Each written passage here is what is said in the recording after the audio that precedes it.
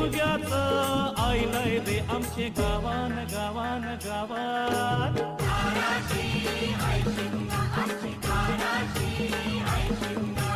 12 महिन्याचे 15 दिवसाचा केलं तो यो शिमगा.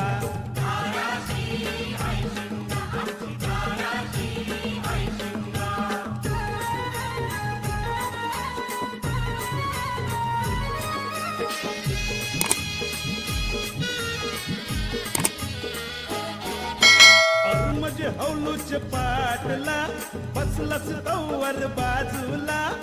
म्हणजे हौलूच पाट